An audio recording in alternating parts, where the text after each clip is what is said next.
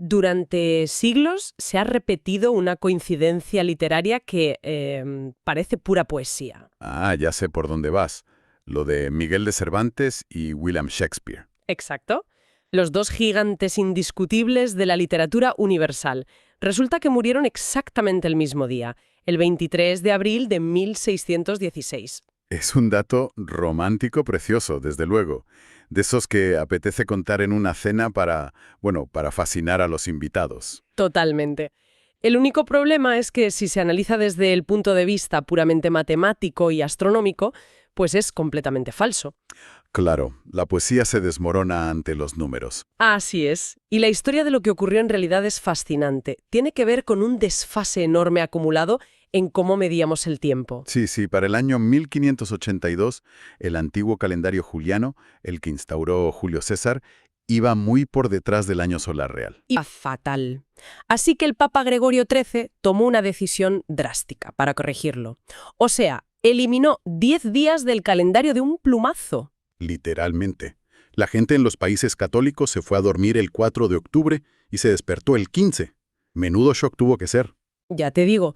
Y claro, España, al ser un país católico, pues adoptó ese nuevo calendario gregoriano enseguida. Pero Inglaterra no.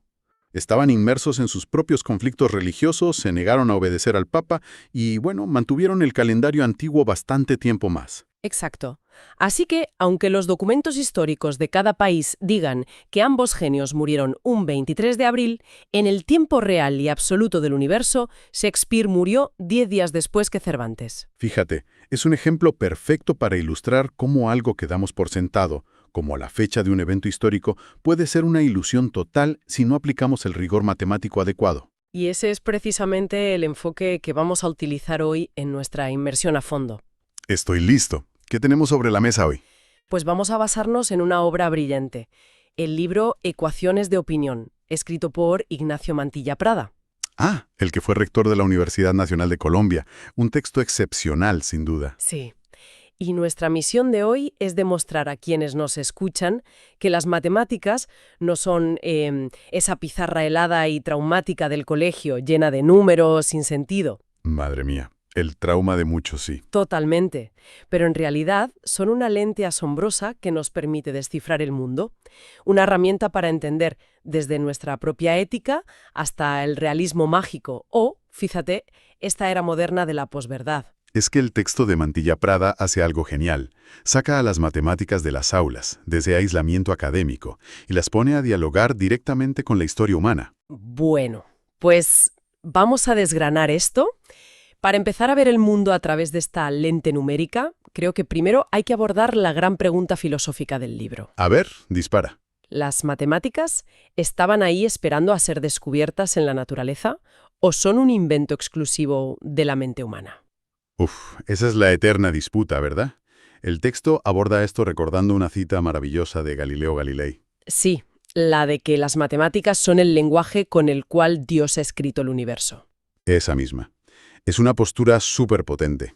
Sugiere que las matemáticas ya están ahí, imbricadas en el tejido de la realidad. Y nosotros solo somos, digamos, exploradores haciendo mapas de ese territorio. Y el libro da un ejemplo clarísimo de esto con el número pi. O sea, nadie se levantó un buen día en la antigua Grecia y dijo, oye, voy a inventar pi. Claro que no. Fue un descubrimiento puro. Alguien observó la relación entre una circunferencia y su diámetro.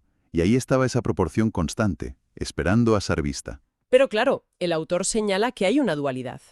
Porque también hay matemáticas que son puramente inventadas, ¿no? Efectivamente. Hay ramas enteras que nacen solo como construcciones lógicas en la mente de sus creadores.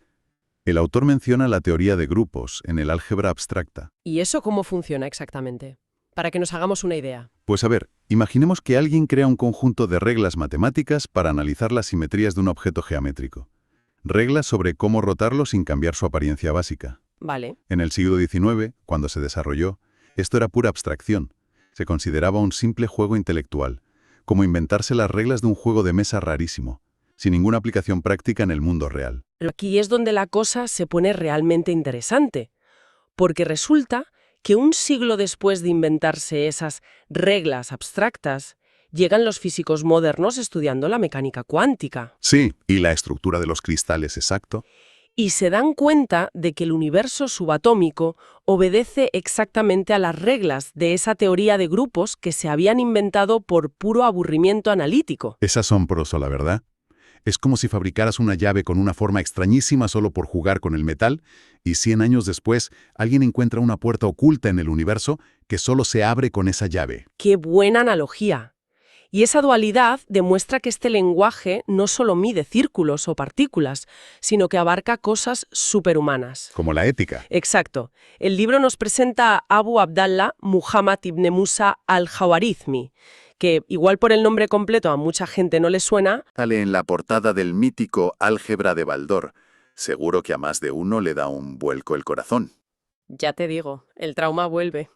Pero más allá del álgebra, este hombre era un genio de la Casa de la Sabiduría de Bagdad hace más de 1200 años. Nos dio la palabra algoritmo, nada menos. Y el libro rescata una reflexión suya increíble sobre el valor del ser humano, una especie de ecuación de la ética, utilizando el sistema decimal que acababan de adoptar. Sí, la estructura es brillante. Básicamente dice que si una persona tiene ética, su valor es 1. ¿Vale? El 1 es la base. Exacto.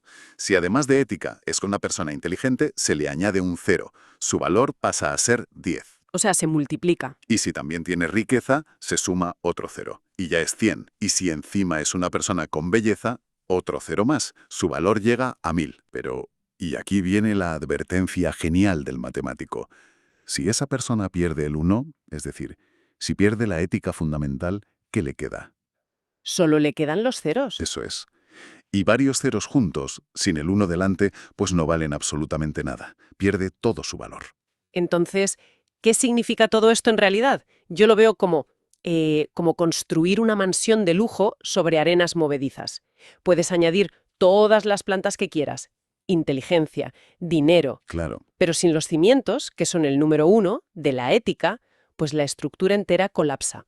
Lo fascinante aquí es cómo una mente de hace 12 siglos logró sintetizar la moralidad en una estructura numérica impecable. Una ecuación que podemos aplicar hoy mismo para juzgar a cualquier figura pública. Totalmente de acuerdo.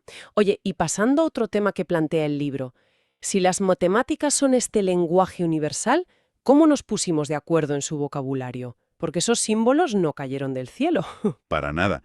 Tienen un origen muy humano y a veces hasta cómico. El libro tiene un par de anécdotas maravillosas. Por ejemplo, el origen de la famosa letra X, la incógnita de toda la vida. Sí, que uno pensaría que viene de alguna convención súper sofisticada de los griegos, pero ¿qué va? Es pura fonética, ¿verdad? Tal cual. Hace siglos, los matemáticos árabes usaban la palabra shay para referirse a una cantidad desconocida, que literalmente significaba una cosa. Una cosa. Sin más. Sí. Y cuando esos textos llegaron a los traductores medievales, sobre todo en España, pues no tenían un sonido en su idioma para esa pronunciación árabe. Así que usaron el sonido griego que más se parecía, que era hei. Y con el paso de los siglos, por pura pereza de los copistas que transcribían a mano, lo acortaron a la letra X. Básicamente, cuando alguien está sudando tinta en un examen de matemáticas para despejar la X, lo que está haciendo es, literalmente, buscar la cosa. Me encanta. Y el lenguaje matemático está lleno de estas historias. Otro caso fantástico es el origen de la palabra Google. ¿Ah, sí? ¿La palabra que define nuestra era de la información? Pues viene de un término matemático inventado, el Google. Resulta que en 1940 el matemático estadounidense Edward Kastner estaba trabajando con un número gigantesco, un 1 seguido de 100 ceros. Una locura de número. Sí, necesitaba darle un nombre fácil. Y en vez de buscar raíces latinas, le pidió a su sobrino de 9 años que se inventara una palabra. Y el niño soltó Google. Y fíjate que el niño fue un paso más allá e inventó también el Googleplex, que es un 1 seguido de un Google de ceros. Madre mía. Para que nos hagamos una idea, si cada átomo del universo observable fuera un papelito, no habría suficiente materia en el cosmos para escribir todos los ceros de un Googleplex. ¡Qué barbaridad! Es un concepto que rompe la cabeza, pero que la mente matemática atrapa con una palabra inventada por un niño. Exacto. Y si conectamos esto con el afán humano por medir, pasamos de magnitudes cósmicas a la obsesión por medir con precisión nuestro propio entorno físico. La historia del metro. Esa estela. A finales del siglo XVIII, en Francia existían más de 700 medidas de longitud diferentes. Un caos comercial absoluto. Así que la Revolución Francesa decidió crear un estándar universal en 1791. El famoso metro, definido como la 10 millonésima parte de la distancia desde el Polo Norte hasta el Ecuador. Y para conseguirlo, mandaron a dos astrónomos, Meichan y Delambre, a medir físicamente el meridiano entre Dunkerque y Barcelona. Vale, vamos a desgranar esto porque al leerlo me voló la cabeza. Estaban en plena Revolución Francesa. Guerras, paranoia, la guillotina cortando cabezas a diario. Un escenario ideal para pasear con telescopios, sí. Exacto. ¿Por qué emprender una travesía kilométrica a través de países en guerra para medir un meridiano? ¿No propuso Christian Huygens usar simplemente un péndulo? Sí, la longitud de un péndulo que tarda exactamente un segundo en oscilar, mucho más seguro en un laboratorio, desde luego. Entonces, ¿por qué descartaron el péndulo para lanzarse a una misión casi suicida? Pues esto plantea una pregunta importante sobre la obsesión científica de la época. Ya sabían que la fuerza de gravedad no es uniforme en toda la Tierra. Claro, la Tierra no es una esfera perfecta. Está achatada por los polos. Exacto. Así que un péndulo que oscila en un segundo exacto en París oscilaría a un ritmo distinto en el Ecuador por la diferencia gravitacional. Ah, amigo. Y eso era inaceptable para ellos. Necesitaban un patrón absoluto anclado en la naturaleza misma del planeta, no en una variable física fluctuante. Esa sed de estandarizarlo todo. Y fíjate que esa misma necesidad humana de medir el espacio físico nos llevó a intentar controlar lo incontrolable, el azar. Aquí es donde la historia da un giro espectacular, porque la probabilidad nació literalmente en los salones de juego llenos de humo del siglo XVII. El libro de Mantilla Prada cuenta la historia de un aristócrata francés aficionado a las apuestas, el caballero de Méré. Que tenía un dilema con los dados y recurrió al genio matemático Blaise Pascal, ni más ni menos. Sí, Méré apostaba en dos juegos distintos. En el primero, lanzaba un dado 4 veces, apostando a sacar al menos un 6. En el segundo, lanzaba 2 dados 24 veces, apostando a sacar un doble 6. Y aquí la trampa cognitiva es fascinante. La mente hace una regla de 3 muy simple. Claro, piensas, si un dado tiene 6 caras, 4 tiradas es 4 sobre 6. Y con 2 dados hay 36 combinaciones. Así que 24 tiradas sobre 36 da la misma proporción. Parece indudable que ambos juegos ofrecen la misma probabilidad de ganar, pero Méré notaba que en el segundo juego perdía dinero constantemente. Aquí es donde la cosa se pone realmente interesante, porque Pascal y Fermat demostraron por qué la intuición humana fallaba estrepitosamente. Hicieron algo revolucionario. En lugar de calcular las formas de ganar, calcularon las matemáticas de perder. A ver, explícanos esto. En el primer juego, la probabilidad de no sacar un 6 es de 5 sobre 6. Si elevas esa fracción a 4 por las 4 tiradas, la probabilidad de perder es del 48,2%. Vale, o sea que el jugador tiene más del 50% de posibilidades de ganar. Es rentable. Eso es. Pero al usar 2 dados, la probabilidad de no sacar un doble 6 es de 35 sobre 36. Al elevarlo a 24 tiradas, la probabilidad de perder sube al 50,5%. Madre mía, o sea que Méré tenía menos del 50% de ganar. Y esa minúscula diferencia del 1% lo estaba arruinando. Es brutal comprobar cómo nuestra intuición nos engaña. Y esa ceguera cognitiva con el azar sigue intacta hoy en día, sobre todo con el autoengaño de las loterías modernas. El tema de las loterías es de traca. El libro menciona esa estrategia de marketing donde cambian las reglas para dar, entre comillas, más formas de ganar. Sí, cuando en realidad están hundiendo tus probabilidades. Pasas de elegir, 6 números entre 45 opciones, a elegir 5 entre 43, pero le añaden una bola extra de otro bombo con 16 opciones. Visualmente piensas que al elegir menos números del primer bombo, tus posibilidades mejoran. Pero esa maldita bola extra hace que las combinaciones pasen de 8 millones a más de 15 millones. Es casi el doble de difícil. Y para ilustrar lo ridículo que es apostar contra una probabilidad de 1 entre 15 millones, el autor usa una metáfora visual que te deja helado. ¿Va de los teléfonos? No. Sí. Plantea que acertar el premio gordo es como formar una línea ininterrumpida de móviles encendidos desde Bogotá hasta Cartagena, en Colombia. Que son más de 1000 kilómetros de dispositivos pegados uno al otro. Millones de teléfonos. Exacto. Y solo uno de esos millones funciona realmente. Ganar la lotería equivale a caminar vendado por esa ruta, pararte al azar, coger un móvil a ciegas y que sea justo el único que tiene señal. Es una imagen demoledora, la verdad. Y pensar que esos estudios sobre los dados de los nobles franceses fueron el motor para calcular hoy en día pólizas de seguros o predecir huracanes. Las matemáticas son el esqueleto oculto de nuestra sociedad, sin duda. Pero, oye, lo verdaderamente poético del libro es que no se limita a Europa o a los casinos. Nos lleva de vuelta a América Latina. Eso es. Demuestra cómo los números están arraigados en la geografía y la literatura de allí. Me llamó muchísimo la atención la llegada de Alexander von Humboldt a Colombia en 1801. El arquetipo del científico ilustrado visitó el famoso Salto de Tequendama. Que en aquella época estaba rodeado de mitos sobre su altura. Y Humboldt, sin topografía moderna, tiró de pura física clásica.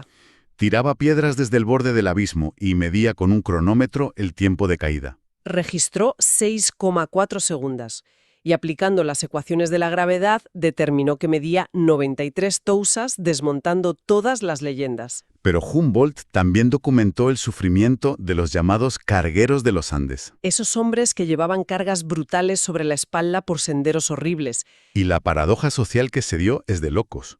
Humboldt propuso mejorar el camino para aliviarles el sufrimiento. Pero fueron los propios cargueros los que protestaron en contra, porque sabían que si mejoraban el camino, meterían mulas de carga y ellos perderían el trabajo. Y ante eso, la Real Audiencia, en lugar de buscar una solución económica, optó por la salida más surrealista posible. Prohibieron por ley mejorar el camino, legislaron a favor del estancamiento. Es que parece el preludio perfecto para el realismo mágico, ¿verdad? Totalmente. Y hablando de realismo mágico, esta inmersión a fondo no estaría completa sin la revelación más asombrosa del libro. Lo de Gabriel García Márquez y Macondo. Eso es. Siempre pensamos en 100 años de soledad como puro caos imaginativo, ¿no?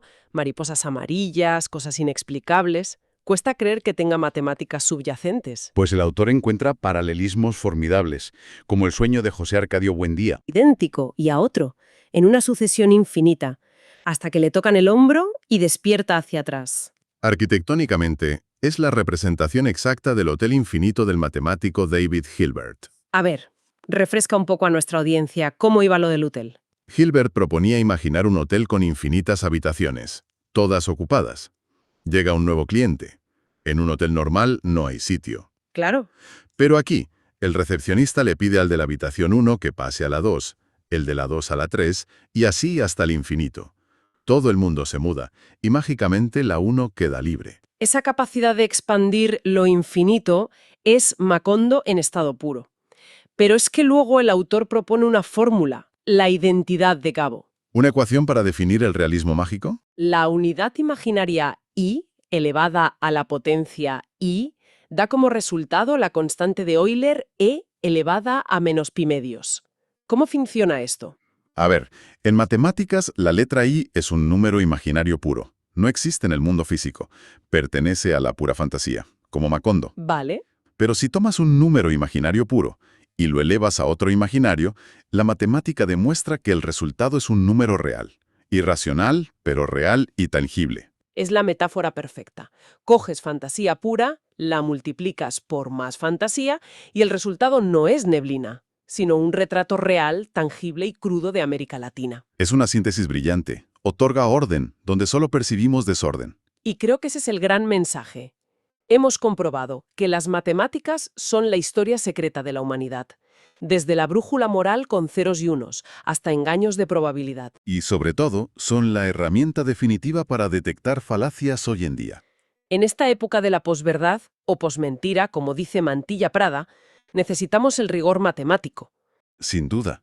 Y para cerrar, tenemos un último acertijo extraído de las fuentes, la paradoja del mentiroso.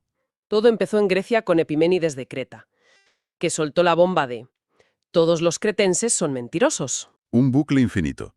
Si dice la verdad, al ser cretense, debería estar mintiendo.